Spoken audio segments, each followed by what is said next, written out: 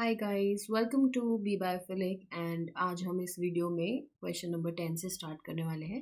हम सॉल्व कर रहे थे previous year paper class 12th। Okay, 2020 का पेपर सॉल्व कर रहे हैं जिसमें कि क्वेश्चन नंबर 9 तक मैंने पिछले वीडियो में सॉल्व करवाया था एंड इस वीडियो में हम क्वेश्चन नंबर 10 से स्टार्ट करेंगे। एंड चलिए स्टार्ट करते हैं। So, our question is question 10, 2 marks question. A student on a field trip suddenly felt breathlessness and started to sneeze very badly. Name this response and explain what is due to. तो यहाँ पर आपको question में दिया गया है कि एक लड़का बेचारा खेल रहा था एंड खेलते खेलते उसकी सांस आनी बंद हो गई, यानी कि सांस नहीं ले पा रहा है वो, एंड उसने स्नीजिंग भी स्टार्ट हो गई। स्नीजिंग यानी कि छींकना। तो ये दोनों चीज़ें किसकी निशानी है, यानी कि ये रिस्पॉन्स जो किया उसकी बॉडी ने वो किस टाइप का रिस्पॉन्स है एंड हमें इसका एक्सप्लेनेशन देना है कि ऐसा क्यों हुआ। तो सबसे पहले अगर कोई आउटडोर एक्टिविटी के दौरान ब्रेथलेसनेस एंड स्नीजिंग ये सारी चीज़ें शुरू होती हैं, दैट मीन्स कोई ना कोई अनवांटेड चीज़ हमारे रेस्पिरेटरी सिस्टम में गई है एंड रेस्पिरेटरी सिस्टम में वो कुछ ना कुछ गलत कर रही है जिसकी वजह से हमारा इम्यून सिस्टम क्या होता है, एक्टिवेट हो जाता है। बट जनरली हमें ये बहुत ही ज़्यादा सीवियर कंडीशन में होता है, जब बहुत ही ज़्यादा कुछ हार्मफुल चीज़ होगी तो ही हमारा इम्यून सिस्टम जो होगा वो रेस्पॉन्स करेगा। बट अगर एक नॉर्मल पर्सन में इस टाइप की चीज़ स्टार्ट हो जाती है, ये किसी से भी हो सकता है, ये डस्ट से हो सकता है एंड ये माइट्स से हो सकता है या पोलन ग्रेन से हो सकता है। ओके, या तो कोई पोलन ग्रेन आपके रेस्पिरेटरी सिस्टम में चले गए हों, माइट्स जा सकते हैं, डस्ट जा सकती है, जो कि जनरली मिलता है लोगों में। इस टाइप के इम्यून रिस्पॉन्स को सबसे पहली बात एलर्जी कहा जाता है। क्या कहा जाता है? एलर्जी। एंड ये किसी भी चीज़ से हो सकता है। तो जब ये चीज़ें आपकी रेस्पिरेटरी सिस्टम में जाती हैं तो क्या होता है, जब ये चीज़ें आपकी रेस्पिरेटरी सिस्टम में जाती हैं तो ये सर्टेन टाइप का इम्यून रिस्पॉन्स जनरेट करवाते हैं एंड उसे बोलते हैं आप एलर्जी। यानी कि आपका जो इम्यून सिस्टम है जो कि हाईली सेंसिटिव हो जाता है इन चीज़ों को लेके। जिन लोगों को एलर्जी होती है उनके बॉडी के अंदर इम्यून सिस्टम जो होता है वो पोलन ग्रेन, डस्ट या माइट से बहुत ज़्यादा सेंसिटिव हो जाता है एंड इम्यून सिस्टम क्या करता है, सर्टेन टाइप के केमिकल रिलीज करवाता है मास्ट सेल से। मास्ट सेल हमारे इम्यून सेल्स का ही पार्ट होते हैं एंड ये दो तरह के केमिकल रिलीज करते हैं। एक होता है हिस्टामिन एंड दूसरा होता है सेरोटोनिन। सो ये दोनों केमिकल क्या करवाते हैं, ये दोनों केमिकल एक्सीस में WBCs का माइग्रेशन और पूरा इम्यून सिस्टम को एक्टिवेट कर देंगे और पूरी जान लगा देंगे जो भी चीज़ अंदर आ रही है उसको रोक लिया जाए। बट ये इतने हार्मफुल नहीं है, फिर भी हमारा इम्यून सिस्टम एक्टिवेटेड हो गया, दैट मीन्स इसको बोलते हैं आप hyper sensitivity. So yes, our answer is allergy. पहले का पोर्शन का हो जाएगा एलर्जी एंड सेकंड क्यों हुआ ऐसा, हिस्टामिन, सेरोटोनिन, हाइपर सेंसिटिविटी। आप ये अपने लैंग्वेज में लिख सकते हैं। हमारा क्वेश्चन नंबर 2 है, with the help of suitable diagram explain how cross breeding is carried out in developing a new breed in animal. So basically यहाँ पर क्रॉस ब्रीडिंग की बात की जा रही है। क्रॉस ब्रीडिंग एंड आपका हाइब्रिडाइजेशन अलग अलग होता है। हाइब्रिडाइजेशन में यानी कि 2 स्पीशीज के बीच में क्रॉसिंग करा रहे हो, यहाँ पे सिंगल स्पीशीज बट उसकी ब्रीड डिफरेंट होंगी, ब्रीड डिफरेंट। तो इस टाइप का जो क्रॉस होता है उसे क्रॉस ब्रीडिंग कहते हैं। ठीक है, सुटेबल एग्जाम्पल आपको देना है यहाँ पर। तो इसका बहुत कॉमन सा एग्जाम्पल होता है जो होता है आपका हिसार डेल। ओके, ये क्या होता है हम देख लेते हैं। तो यहाँ पर ये 2 तरह के शीप की वैरायटी है, Hisar del.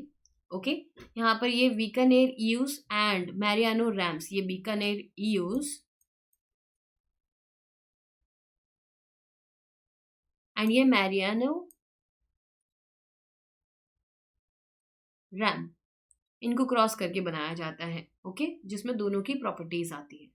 So yes, our answer will be this. Next, question number 12. The question is, name the genus of baculovirus that act as the biocontrolling agent in spite of being a pathogen. Virus जो कि बायोकंट्रोलिंग agent की तरह work कर रहा है, pathogen की तरह work नहीं कर रहा है, इसका जीनस बताना है. Justify by giving 3 reason that make it an excellent candidate for a job.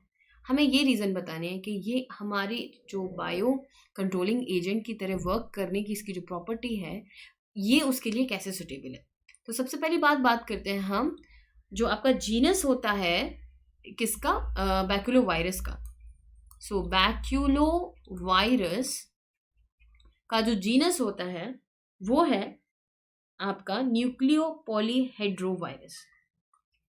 Nucleo polyhedro virus. Okay, nucleo polyhedro virus. And ये जो है स्पेसिफिकली स्पीशीज स्पेसिफिक है.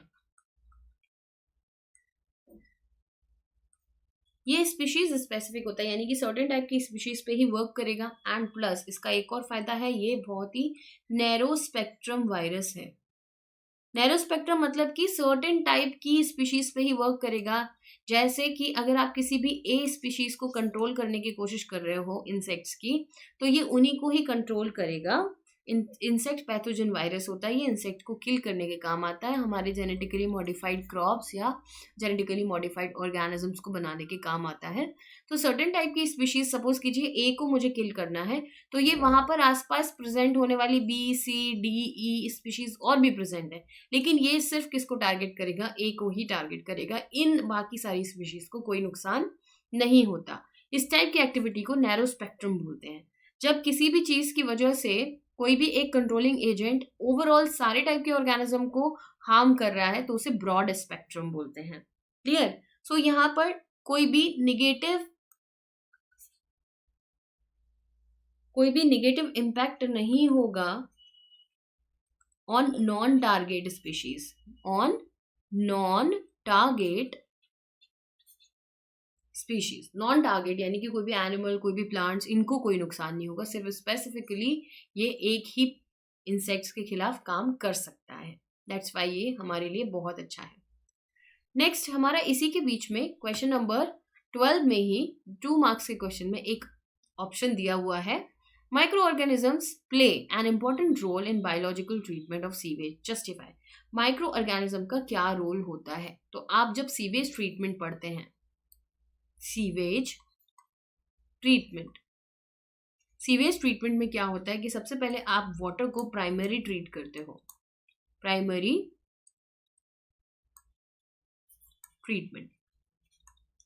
ओके, प्राइमरी ट्रीटमेंट में क्या करते हो आप, प्राइमरी ट्रीटमेंट में आप उसको फिजिकली फिल्टर करते हो. ओके, इसमें 2 चीजें आती हैं. एक होता है फिल्ट्रेशन, जिससे कि जो भी बड़े बड़े सब्सटेंसेस हैं, जो कि ऐसा कचरा है जो हटाया जा सकता है फिल्टर करके, उसे हटा दिया. अब इसमें क्या किया जाएगा, केमिकल ट्रीट किया जाएगा. ओके, केमिकल ट्रीट से आपने क्या किया, आपने इनऑर्गेनिक सब्सटेंस को हटा दिया.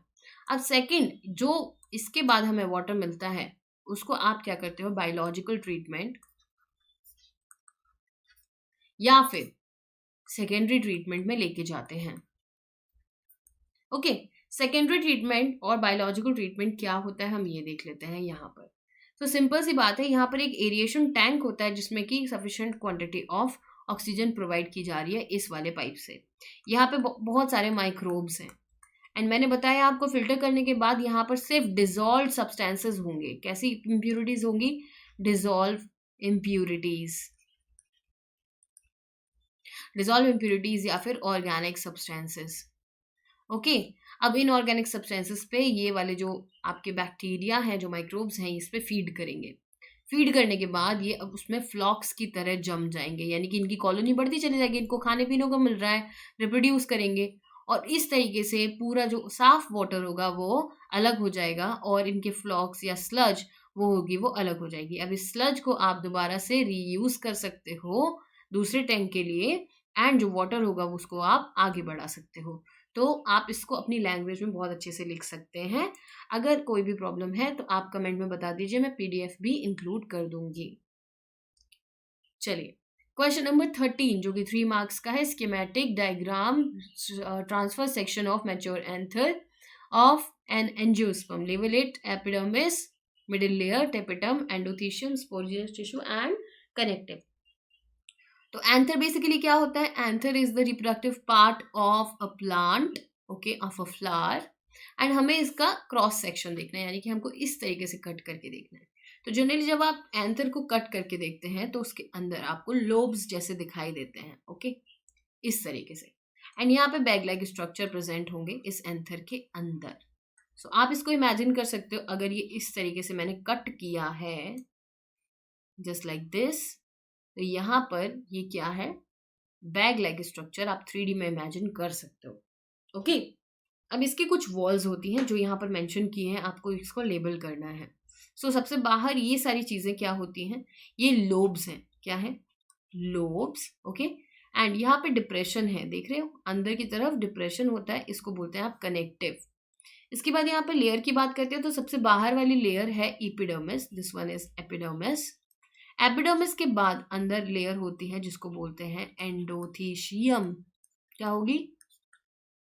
एंडोथीशियम। एंडोथीशियम के बाद एक और लेयर प्रेजेंट होती है जो कि क्या होती है? Middle layer. So this one is middle layer, middle layer, ठीक है। एंड इसके अंदर एक स्पेशल टाइप की लेयर प्रेजेंट होती है जिसको मैं यहाँ पे ग्रीन से बना रही हूँ। सो इसे बोलते हैं आप टेपिटम। क्या बोलेंगे? इसे बोलेंगे आप टेपिटम। सो इसे बोलते हैं हम टेपिटम। इनका सीक्वेंस बहुत इंपॉर्टेंट है, तो याद रखना, दोनों ई को साथ में रखना है बस, क्योंकि हमेशा ये कंफ्यूज करेगा, मिडिल लेयर कंफ्यूज करता है, तो दोनों ई को साथ में रखना है, दैट्स इट। सो यहाँ पर और इसके अंदर क्या प्रेजेंट होते हैं? सेल्स प्रेजेंट होते हैं, एक टिश्यू प्रेजेंट होता है जिसको बोलते हैं आप स्पोरोजिनस टिश्यू। यहाँ पर बीच में क्या प्रेजेंट होता है? ये जो ट्यूब लाइक स्ट्रक्चर है ये अंदर तक जाता है, ये जाइलम एंड फ्लोएम का बना होता है और ये नरिशमेंट प्रोवाइड करेगा, इसे बोलते हैं कनेक्टिव, ओके। एंड ये सर्टेन डिप्रेशंस जो है, एंडोथीशियम हो गया, स्पोरोजिनस टिश्यू हो गया, कनेक्टिव हो गया, middle layer, tapetum and epidermis. तो ऑलमोस्ट सारी चीजें हो गई। इसके अलावा अगर कुछ चीज है तो आप देख लेते हैं। यहाँ पर ये कनेक्टिव है बेटा, यहाँ कनेक्टिव है ये, ओके। एंड आप देख रहे हैं इस डायग्राम में बहुत क्लियरली शो हो रही है, सबसे बाहर वाली एपिडर्मिस, इसके बाद एंडोथीशियम, इसके बाद मिडिल लेयर, इसके बाद टेपिटम। टेपिटम जो राउंड राउंड से बैग लाइक स्ट्रक्चर ये इस तरीके से बने होते हैं, ये जो बैग लाइक स्ट्रक्चर है ये नीचे तक इस तरीके से होते हैं और इसके अंदर पोलन ग्रेन्स या स्पोरोजिनस टिश्यू फिल रहता है। सो इन्हें बोलते हैं आप sporogenous tissue, and in bag like structure को स्पोरेंजियम कहा जाता है। क्या कहा जाता है? स्पोरेंजियम। सो यस, ये वाला क्वेश्चन हमारा सॉल्व हो गया। Question number 14, differentiate between wind pollinated and insect pollinated flower. ये 3 नंबर का क्वेश्चन है। आप जरूरी नहीं है कि पूरा डिटेल में बहुत ज्यादा लिखें, लेकिन थोड़ा थोड़ा सा आपको मेंशन करना जरूरी है, ठीक है। सो यहाँ पर आपको फीचर्स के फॉर्म में दे सकते हो कि भाई ये इंसेक्ट पॉलिनेटेड है, ये विंड पॉलिनेटेड है, तो दोनों में क्या डिफरेंस होगा? Insect pollinated and wind pollinated, petals कैसे होते हैं? Large, brightly coloured. क्यों? अट्रैक्ट करने के लिए, इंसेक्ट्स को अट्रैक्ट करना है, ठीक है। यहाँ पर पेटल्स का कोई भी इतना बड़ा रोल नहीं है, तो वो डल ग्रीन हो सकते हैं, ब्राउन हो सकते हैं, या फिर जरूरी नहीं है कि इनको इंसेक्ट को अट्रैक्ट करना है। सेंट एंड नेक्टर, ये भी आकर्षित करेंगे, किसको? इंसेक्ट को आकर्षित करेंगे।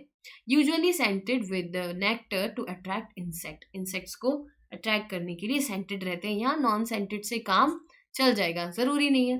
नंबर ऑफ पोलन ग्रेन, यहाँ बहुत सारे पोलन ग्रेन्स क्या होंगे? स्टिकी तो होंगे ही, साथ साथ में मॉडरेट नंबर में प्रेजेंट होंगे या लार्ज नंबर में, कि भाई उड़ के जाना है, कोई इधर चला गया, कोई इधर चला गया, कोई किसी डायरेक्शन में चला गया, तो नंबर ऑफ पोलन ग्रेन्स बहुत ज्यादा अमाउंट में चाहिए जिससे कि वो टारगेट तक पहुंच सके, ओके। नेक्स्ट हम बात करते हैं पोलन ग्रेन कैसे होने चाहिए। तो अगर इंसेक्ट्स के सहारे जाने हैं तो इंसेक्ट उठा के तो लेके नहीं जाएगा, तो इसीलिए हमें कैसे चाहिएंगे? स्टिकी चाहिएंगे और स्पाइकी चाहिएंगे। ये कुछ pollen grains sticky and spiky इस तरीके से होते हैं, ठीक है। यहाँ पर स्मूथ एंड लाइट, हवा के साथ उड़ के जाना है तो स्मूथ होने चाहिए, ठीक है, एंड लाइट होने चाहिए, वेट बहुत कम होना चाहिए, जिससे कि हवा के साथ हल्की सी हवा में भी ये इजीली कैरी हो जाए और इनकी क्लम्पिंग ना हो। एंथर के केस में inside the flower stiff and firmly attach to the brush against the insect, जिससे कि क्या हो, ये बिल्कुल डीप डाउन एंथर में होंगे, जिससे कि जब इंसेक्ट नेक्टर लेने के लिए आएगा तो ये उसकी बॉडी से रब कर जाएंगे और उसकी वजह से वहां पर क्या हो जाएगा, पोलन ग्रेन्स आ जाएंगे। Outside the flower loose no long filaments to release pollen grains easily. ठीक है, तो यहाँ पर आउटसाइड द फ्लावर होते हैं, फ्लावर के बिल्कुल बाहर बाहर लटके होंगे, जिससे कि हवा चलेगी और इजीली ये हिलडुल के और पोलन ग्रेन्स रिलीज हो सके। स्टिग्मा इनसाइड द फ्लावर होगा, स्टिकी होगा, पोलन ग्रेन को स्टिक करने के लिए चिपचिपा सा कुछ सब्सटेंस प्रेजेंट होगा, जिससे कि जो स्टिग्मा होगा वो स्टिकी हो जाएगा। Outside the flower feathery, feathery stigma क्या करेगा, हर डायरेक्शन में उड़ उड़ कर हर डायरेक्शन में मूव हो सकेगा और जिससे कि वो डिफरेंट डिफरेंट पोलन ग्रेन्स को कैच कर सके। So this is our answer. इनमें से जो पॉइंट्स आपको अच्छे लगते हैं आप 3 नंबर के हिसाब से उसमें लिख सकते हैं। Question number 15 is, generally it is observed that human males suffer from hemophilia more than human female. Who rarely suffer from it? Explain, give the reason. So यहाँ पे हीमोफीलिया की बात हो रही है, देख लेते हैं। हीमोफीलिया के बारे में सबसे पहले पता ये होना चाहिए कि ये एक्स लिंक्ड रेसेसिव डिसऑर्डर है। ओके, तो ऑब्वियस सी बात है एक्स लिंक्ड रेसेसिव है, तो कोई भी चीज अगर रेसेसिव होती है तो वो कब एक्सप्रेस होती है, होमोलोगस कंडीशन में। ओके, होमोजाइगस कंडीशन में। जब होमोजाइगस पेयर होगा तभी ये एक्सप्रेस होगा, इसके लिए एक्सप्रेस कंडीशन ये हो गई। ओके, यानी कि अगर कोई नॉर्मल पर्सन हुआ जिसको हीमोफीलिया नहीं है, ठीक है, ये इन्फेक्टेड पर्सन होगा। ओके, इन्फेक्टेड नॉर्मल पर्सन होगा तो उसके केस में या तो ये कंडीशन होगी या फिर ये कंडीशन होगी। समझ गए, क्योंकि डोमिनेंट नहीं है, एक्स लिंक रेसेसिव होता है इन्फेक्टेड, तो एक्स लिंक डोमिनेंट होगा वो नॉर्मल होगा, और अगर ये हेट्रोजाइगस कंडीशन में भी होगा तो डोमिनेंट इसको सप्रेस कर लेगा, तो डिसीज नहीं होगी। अब हमें पता है कि ये एक्स लिंक है, तो सपोज करते हैं एक पापा है जिनको क्या है, प्रॉब्लम है हीमोफीलिया की, ठीक है, एंड वाई। एंड नेक्स्ट हम बात करते हैं जो मम्मी है वो नॉर्मल है। तो अगर आप यहाँ पर देखोगे तो यहाँ पर रेसेसिव के एस्पेक्ट में ना डोमिनेंट है और ना ही इसका दूसरा वाला पेयर है। ओके, दूसरा वाला भी नहीं है, तो ये एक्सप्रेस बहुत इजीली हो जाएगा क्योंकि इसको सप्रेस करने के लिए कोई नहीं है, इसीलिए ये पापा जो होंगे वो अफेक्टेड होंगे। एंड मम्मी के बॉडी पे बात कर लेते हैं। मम्मी की एक एक्स पे एच है और एक नॉर्मल है, ठीक है, दैट मीन्स एक नॉर्मल का मतलब कैपिटल एच, ठीक है जी।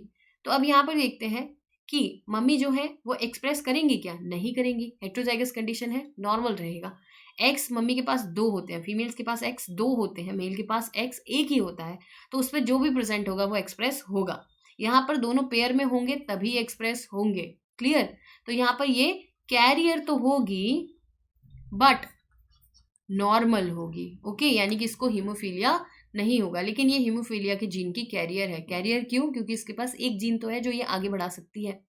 अब जब आप इनको क्रॉस करेंगे ना बेटा, तो जब आप इनको क्रॉस करेंगे, इसका क्रॉस इससे करवा दिया तो XH बनेगा, ठीक है, इसका क्रॉस इससे हुआ XH और XH बनेगा, इसका क्रॉस इससे हुआ तो XHY बनेगा, और इसका क्रॉस इससे हुआ तो XHY बनेगा। अब आपको इजीली दिख रहा है जो होमोजाइगस पेयर में प्रेजेंट होगा वो इन्फेक्टेड होगा, एंड जो नहीं होगा होमोजाइगस पेयर में नॉर्मल होगा, या कैरियर कह सकते हो, ठीक है जी। एंड यहाँ पर आपको क्या होगा, ये देखो स्मॉल h है और एक x प्रेजेंट है, तो ऑब्वियसली बात है क्या होगा, ये इन्फेक्टेड होगा। क्यों, क्योंकि इसके पास दूसरा x तो है ही नहीं, तो इसको दूसरे पेयर की जरूरत ही नहीं है, इसका सिंपल स्मॉल h एक्सप्रेस हो जाएगा क्योंकि उसको दबाने वाला कोई नहीं है वहां पे। एंड XHY तो ये क्लियरली नॉर्मल होगा, क्लियर। तो इस तरीके से हम बता सकते हैं, क्योंकि फीमेल के पास 2 एक्स होते हैं और एक्सप्रेस होने के लिए दोनों ही होमोजाइगस कंडीशन में प्रेजेंट होने चाहिए, दैट्स वाई जो फीमेल होती हैं वो रेयरली सफ़र करती हैं, और मेल में एक एक्स पे स्मॉल एच से ही काम चल जाता है, उसको दूसरा पेयर नहीं चाहिए होता एक्सप्रेस होने के लिए, इसीलिए मेल्स जो होते हैं वो ज़्यादा सफ़र होते हैं। यहाँ पर आपको दूसरा क्वेश्चन था और में ही इसी क्वेश्चन के साथ। तो इस क्वेश्चन में क्या कह रहे हैं, इस क्वेश्चन में कह रहे हैं कि F1 progeny of a pea plant breeding violet flower, ठीक है, and snapdragon bearing red flower were celled to produce their respective F2 progeny. Compare the phenotype, the genotype and pattern of inheritance. तो दो plant की बात की जा रही है, एक की जा रही है पी प्लांट और एक की जा रही है स्नैपड्रैगन प्लांट। ओके, तो यहाँ पे इन दोनों का क्रॉस नहीं कराना है, यहाँ पे इसका इंडिविजुअल सेल्फ कराना है, इसका इंडिविजुअल सेल्फ कराना है। क्लियर? सो यहाँ पर बात की जा रही है किसकी, पी प्लांट की। अभी हम सबसे पहले देख लेते हैं कि वॉयलेट फ्लावर बोल रहे हैं हमको, एंड वॉयलेट हमें पता है वॉयलेट क्या होता है, वॉयलेट होता है डोमिनेंट। सो वॉयलेट कोड करता है डोमिनेंट, तो हम इसको डब्ल्यू से शो करते हैं। अब डोमिनेंट जो है ये वॉयलेट कलर शो करेगा, डोमिनेंट जीन है, ठीक है। तो ये दो कंडीशन में प्रेजेंट होता है, क्योंकि यहाँ पर हमें कहीं भी क्लियर नहीं किया गया कि होमोजाइगस है या हेट्रोजाइगस।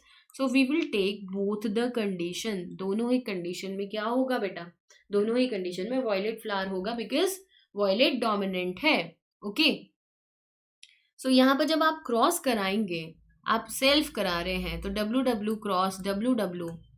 ओके, तो जब आप क्रॉस कराएंगे तो आपने क्या करते हैं, क्रॉस कराते में कुछ इस तरीके से आप एक चेकर बोर्ड बना के और इसको सॉल्व कर सकते हैं। चाहे तो मेरी तरह गंदे वाले क्रॉस करो, चाहे ऐसे साफ साफ चेकर बोर्ड बना लो। ओके, तो बड़ा सिंपल है, सब में ही कैपिटल डब्ल्यू आने वाला है, आपको क्लियरली दिख रहा है। ओके, सब में ही कैपिटल डब्ल्यू आ गया, इसका इससे मल्टीप्लाई करोगे, इसका इससे मल्टीप्लाई करोगे तो सिंपल आ जाएगा आपको। ठीक है, तो यहाँ पर 100% क्या है, वॉयलेट होगा, अगर ये होमोजाइगस है तो। अगर ये हेट्रोजाइगस है तो देख लेते हैं बेटा, हेट्रोजाइगस है तो कैसा होगा, हेट्रोजाइगस है that means W small W cross W small W. Clear? अब आपने फिर से एक और चेकर बोर्ड बना दिया। ओके, एंड यहाँ पर मैंने दोनों जीन रख लिए। ओके, यहाँ मेरा जीन है कैपिटल डब्ल्यू, एक पेरेंट के यहाँ और दूसरे पेरेंट का यहाँ जीन रख लिया।